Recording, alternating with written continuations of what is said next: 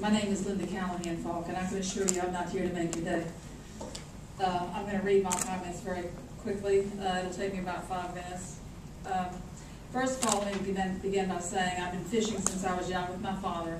I started fishing off the banks of Dulac for crabs, for our property in Boggle Large for bass and perch.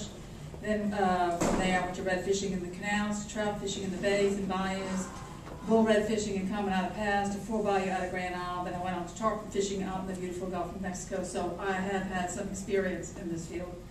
I used to also announce all the some of the rodeos for the Grand Isle Tarpon Rodeo and the Golden Medal Tarpon Rodeo. I used to fry fish, and the Boy Scouts took that over. So I have been involved in every facet of this organization here.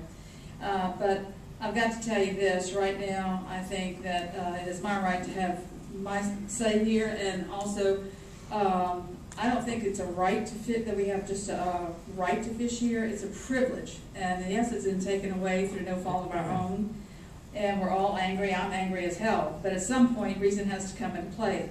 Our purpose as good stewards of our earth, our good sense and conscience have to step up to the plate. It's not about one of us, but all of us. It's not about getting a little R&R on the weekend. It's about the big picture. Was the decision based on money or lack or income of some of the few, or the greed of the few? The newsletter stated the reason for catching and release program was to stimulate economic activity. Wildlife and Fisheries is not in the economic development business. They were formed for the purpose to protect our wildlife for their own good, because they have no voice of their own, and to serve the people of Louisiana in good faith and good conscience. It was to protect all, not some. Many were still are being affected by the spill. I and many of our family, friends, and associates have been devastated. The good people who were making a living fishing, shrimping, oystering, and those in the line money chain have lost their livelihood. From the commercial people to the mom and pop businesses, or rig workers, or real estate people. There are hundreds of lives and dozens of reasons you can find to open a Gulf fisheries. If you turn a deaf ear and blind eye as to reasons as to not open it. And I guess I have a different take than all just the fishing business here. First of all, the facilities are really in chaos right now. There's so much cluster going on at the present time. It's absolutely mind-boggling. I've been down there. I don't know if all of you have been to these facilities in Venice and in Cocodrie. I have. It's a nightmare. Most docking facilities have been commandeered by BP for cleanup crews. People will be in the way moving their boats away from camps, docks, fishing areas, and getting in the way of all the personnel, workers, equipment, not to mention if we have a hurricane evacuation. Some people, believe it or not, are illiterate, ignorant, whatever, greed. They're not going to abide by the rules. It's going to be a tough sell for me to convince me that anyone is going to be able to oversee that they do.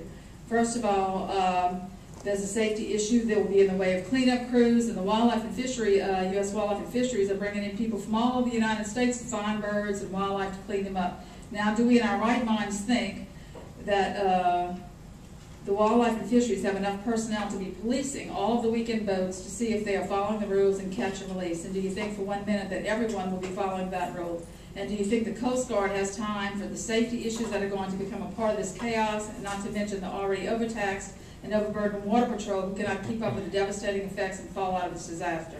I have spoken to the Coast Guard. I've called Washington and spoke up there, called the Commandant's office, and I've spoken to the Louisiana, New Orleans division, and we're still waiting on some phone calls back from them.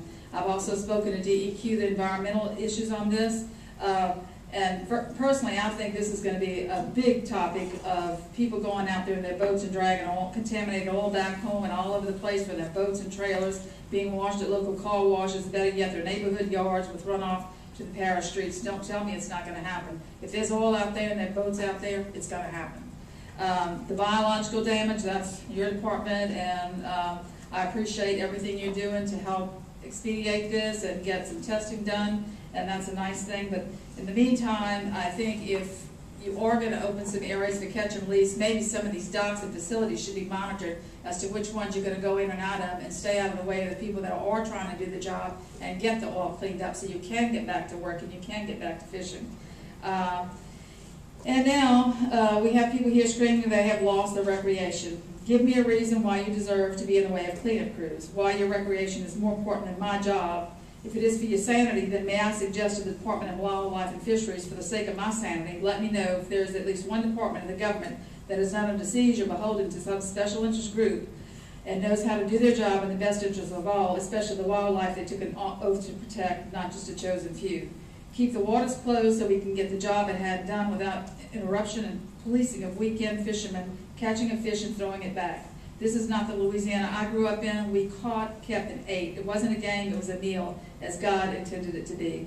And in my closing, may I add that I'm going to take this fight as far as I need to the U.S. government, the U.S. Coast Guard, the Department of Environmental Quality, the Governor's Office, and any other department I deem necessary to make sure that everything is done to the benefit of all and not just the chosen few. Thank you for your time.